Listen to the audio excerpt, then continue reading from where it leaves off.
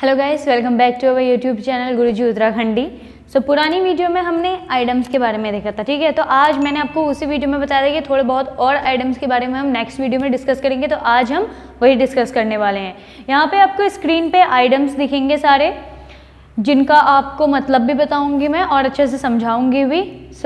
Video start करने से पहले मैं आपको बता दूँ कि अगर आप सैनिक स्कूल की तैयारी कर रहे हैं और एक ऐसी क्लासेस चाहते हैं कि जिससे आपको प्रॉपरली आप एग्ज़ाम के लिए आपका पूरा सिलेबस कवर हो जाए, चाहे मैथ्स हो, जीके हो, इंग्लिश हो, आपको सारे सब्जेक्ट एक साथ मिल जाएं, तो वेदाश्री लर्निंग ऐप में आपका कोर्स अवेलेबल है, जहां पे आप अपने ऑनलाइन क्लासेस इजीली ले सकते हैं। बट उससे पहले मैं आपको बता दूं कि हम सबको पता है कि दिवाली आने वाली है, तो दिवाली का ऑफर भी चल रहा है। आप अभी अपना कोर्स लेंगे तो आपको काफ़ी अच्छे डिस्काउंट में कोर्स मिल जाएगा। तो स्टार्ट करते हैं हमारी आज की वीडियो।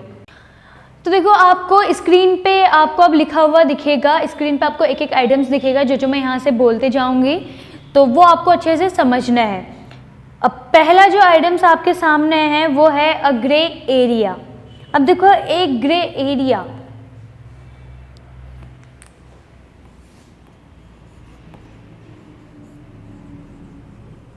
एक ग्रे एरिया, इससे हमें क्या समझ में आ रहा है? ग्रे एक कलर भी होता है, ठीक है, या ये किसी एरिया के बारे में डिस्कस नहीं हो रहा है। As I said in last video की आइटम्स जो होते हैं वो कहना वो नहीं चाह रहे होते हैं जो उनमें लिखा होता है, ठीक है। मुहावरे ये होते हैं, जो मुहावरे होते हैं उनमें क्या होता है कि लिखा कुछ और होता है, उनके मतलब कुछ और होते हैं, इसीलिए थोड़े से डिफिकल्ट हो जाते हैं। तो अ ग्रे एरिया का मतलब क्या रहेगा? अनक्लियर, समथिंग इज अनक्लियर, मतलब जब तक कुछ हमें क्लियर नहीं हुआ है, हमें किसी चीज़ के बारे में अच्छे से नहीं पता है, तो वहाँ पे हम ये मुहावरा यूज़ कर सकते हैं अ ग्रे एरिया, जहाँ पे हमें कुछ मतलब क्लियर नहीं हुआ है, हम लोग डाउट में, हमको कुछ समझ में नहीं आ रहा है, ठीक है, या हम रास्ता भटक गए और हमें पता नहीं है कि अच्छे से रास्ता कहाँ को है, ठीक है। तो इन सब चीज़ों में, इस तरीके की चीज़ों में जहाँ पर कन्फ्यूजन है, कुछ भी क्लियर नहीं है अच्छे से, तो वहाँ पर क्या आएगा? मुहावरा अ ग्रे एरिया। इसी तरीके से अब आपके सामने दूसरा है एज इजी एज ABC, मतलब कि इतना आसान जैसे कि ABC, मतलब जैसे कि अल्फ़ाबेट्स। तो इसका मतलब क्या है? इससे हम ये समझ जाएंगे कि बहुत ही ज़्यादा कोई इजी, जैसे कि आपके सामने मैं अभी एक आइटम्स लिख देती हूँ और आपको ये लगता है कि ये तो मेरे लिए काफ़ी इजी है, मैं इसको इजीली कर लूँगा या कर लूँगी, तो वो क्या हो जाएगा? As easy as ABC, okay. अब इसके बाद है call it a day, call it a day. अब इसका मतलब क्या होगा? इसका मतलब ये नहीं होगा कि मुझे दिन में कॉल करो, ठीक है, या मुझे कॉल करनी है दिन में, तो इस तरीके का नहीं होगा। इसका मतलब होगा टाइम टू क्वाइट, मतलब टाइम जाने को है, ठीक है। इसका मतलब होगा कॉल इट अ डे का मतलब होगा कि अभी जो वक्त चल रहा है वो अभी जाने को है, या कुछ चीज़ क्वाइट होने को है, क्विट होने को है, ठीक है। जैसे कि मैं अभी क्लास छोड़ दूंगी तो वो क्या हो जाएगा? मैं क्लास को क्विट कर रही हूँ, ठीक है। तो कॉल इट अ डे क्या होगा? Time to quit, okay. अब इसके बाद नेक्स्ट है ड्रॉ अ ब्लैंक, मतलब कि ड्रॉ अ ब्लैंक से हम क्या समझ सकते हैं? ड्रॉ अ ब्लैंक मतलब, ब्लैंक का मतलब जैसे कि आप सभी को पता है एक खाली चीज़, जैसे कि खाली पन्ना है आपके सामने, ये अगर मैं इसको अभी पूरा इरेज कर दूं तो ये पूरा आपको खाली दिखेगा, तो ये पूरा ब्लैंक हो गया ना। तो ड्रॉ अ ब्लैंक का मतलब ये नहीं है कि किसी चीज़ में लिखना। अब ड्रॉ अ ब्लैंक का मतलब है कांट रिमेंबर, मतलब कोई चीज़ भूल जाना, या कोई चीज़ हमें याद नहीं है, जैसे कि आपको याद नहीं है आपने पिछले वीडियो में क्या पढ़ा था, ठीक है। तो ये सारी चीज़ें क्या होती हैं? ड्रॉ अ ब्लैंक में आ जाएगा, ठीक है। ड्रॉ अ ब्लैंक मुहावरा या आइटम्स वो क्या हो जाएगा कि जैसे कि कुछ हम भूल गए हैं, हमें कोई चीज़ याद नहीं है, तो वहाँ पे ये आ सकता है, we can use it there, okay. अब इसके बाद है फिल इन द ब्लैंक्स। आपने देखा होगा कि आपके एग्जाम में हमेशा क्या आता है कि फिल इन द ब्लैंक्स आता है। अब लेकिन वहाँ पे हम क्या करते हैं? जो वहाँ पे लिखा नहीं होता है, जैसे कि यहाँ पे कोई आपका वर्ड लिखा है ABC कुछ भी, अब यहाँ पे डैश है, फिर यहाँ को पूरा सेंटेंस लिखा है, तो बीच में हमें फिल करना होता है फिल इन द ब्लैंक्स में। तो वही मतलब है फिल इन द ब्लैंक्स का मतलब कि पूरी इन्फॉर्मेशन दो। हम इससे समझ सकते हैं कि जैसे कि फिल इन द ब्लैंक्स भी है तो वहाँ पे डैश है ना, तो वहाँ पे भी हमें पूरी इन्फॉर्मेशन देनी पड़ती है ना कि यहाँ पे क्या आएगा, फिर उसके बाद वो पूरा एक सेंटेंस बनता है।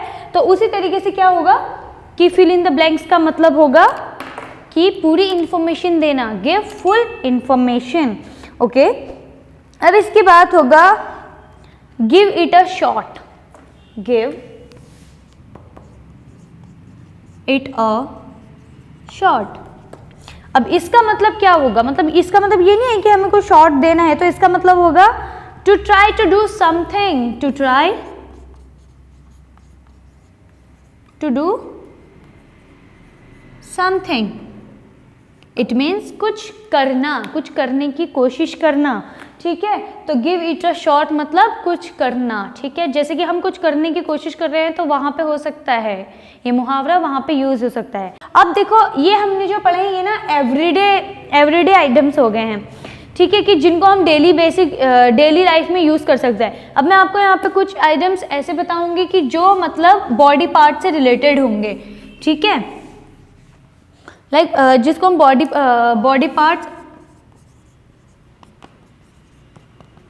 आइटम्स भी कह सकते हैं, ठीक है, बॉडी पार्ट आइटम्स भी कह सकते हैं। अब जैसे कि क्रॉस योर फिंगर, एक हो सकता है, आपकी स्क्रीन पे दिख रहा होगा क्रॉस योर फिंगर्स, तो इसका क्या हो जाएगा फॉर गुड लक, मतलब हमें सिर्फ क्रॉस थोड़ी करनी है, हमें सिर्फ क्रॉस नहीं करनी है, ये मुहावरा किसके लिए यूज होगा, गुड लक के लिए, ठीक है। अब उसी के बाद नेक्स्ट है गेट कोल्ड फीट, मतलब ठंडे पैर पाना। इसका मतलब ये नहीं होगा, इस मुहावरे का मतलब होगा कि बहुत ज़्यादा नर्वस हो जाना, किसी चीज़ से बहुत ज़्यादा घबरा जाना। जब हम घबरा जाते हैं किसी चीज़ से तो वहाँ पे ये आ सकता है, ये मुहावरा हम वहाँ पे यूज़ कर सकते हैं कि मेरे पैर काफ़ी ठंडे पड़ चुके हैं, क्यों, क्योंकि मैं काफ़ी घबरा रहा हूँ, ठीक है। अब उसके बाद आपका आएगा गिविंग द कोल्ड शोल्डर, मतलब कि ठंडा कंधा। तो इसका मतलब ये होगा कि इग्नोर समथिंग, कुछ चीज़ हमें इग्नोर करनी है, that somebody is saying something जो कि हमें नहीं पसंद है, जो कि अवॉइड करने में ही बेहतर है, ठीक है, हमारे लिए वही बेहतर है कि उस बात को हम अवॉइड करें। तो ये क्या होगा, तो ये मुहावरा वहाँ पे यूज होगा, ठीक है, टू इग्नोर समवन या समथिंग। जब हमें कुछ चीज़ इग्नोर करनी है, किसी को इग्नोर करना है, तो वहाँ पे आएगा giving the cold shoulder, okay. अब आएगा have a change of heart. अब एवरीबडी नोज कि माइंड अलग है, हार्ट अलग है, तो ये जो मुहावरा है have a change of heart, कि दिल में थोड़ा सा बदलाव लाना, अपनी फीलिंग्स में थोड़ा बहुत बदलाव लाना, तो क्या आएगा चेंज योर माइंड। जैसे कि आज आपने सोचा कि मैंने ये ड्रेस खरीदनी है, ठीक है, या मैं ये पेन खरीदूंगा, फिर आपका माइंड चेंज हो जाता है कि नहीं मुझे अभी इस चीज़ की ज़रूरत नहीं है, तो मैं इसको अभी नहीं खरीदूंगा। तो इस तरीके की चीज़ में तो जहाँ पे आप अपना माइंड चेंज कर रहे हो, ठीक है, तो वहाँ पे ये मुहावरा यूज़ कर सकते हो आप। प्ले इट बाय एयर, ठीक है, इम्प्रोवाइज करना किसी चीज़ को। अब वैसे ही यहाँ पे और लिखा है सी आई टू आई, मतलब आंखों में देखना, मतलब एग्री करना किसी चीज़ के, ये मुहावरा आएगा किसी को एग्री करने के लिए, ठीक है। अब आएगा slip by mind, slip bye my mind. अब इसका मतलब क्या होगा, इसका मतलब ये तो नहीं है कि मेरा माइंड स्लिप्ड हो गया है, इसका मतलब ये है कि मैं कुछ भूल गया हूँ या मैं कुछ भूल रहा हूँ, ठीक है। अब उसके बाद है स्पीक यूर माइंड, मतलब अपने दिमाग से बात करना, स्पीक यूर माइंड। अब हम अपने दिमाग से ऐसे बात तो नहीं कर सकते ना, ये बात कर भी रहे हो तो आप कभी कभार क्या होता है इंटरनल फीलिंग कुछ और कहते हैं, लेकिन फिर आपका दिमाग आपको इंस्ट्रक्शन देता है कि नहीं ये सही नहीं है, तो ये मुहावरा उसके लिए यूज़ नहीं होगा। ये मुहावरा यूज़ होगा से व्हाट यू रियली फील, कि आप जो एक्चुअल में फील कर रहे हो। जैसे कि आप एज ए एग्जाम्पल हम देख सकते हैं कि आप बहुत ज़्यादा सैड हो और आप अपने आप में ही खुद को अपनी ही फीलिंग शेयर कर रहे हो, तो वहाँ पे ये आ सकता है आपका, ठीक है, स्पीक योर माइंड। अब हम नेक्स्ट पार्ट में देखेंगे, नेक्स्ट पार्ट जो होगा हमारा वीडियो का, उसमें हम देखेंगे कि हमने बॉडी पार्ट्स आइटम्स तो देख लिए हैं, हमने नॉर्मल एवरीडे आइटम्स भी देख लिए हैं, तो अब हम कुछ आइटम्स नेक्स्ट पार्ट में देखेंगे एनिमल आइटम्स, ठीक है। तो मिलते हैं हमारी नेक्स्ट वीडियो में। Thanks for watching. For more online courses, download Vedasri Learning app.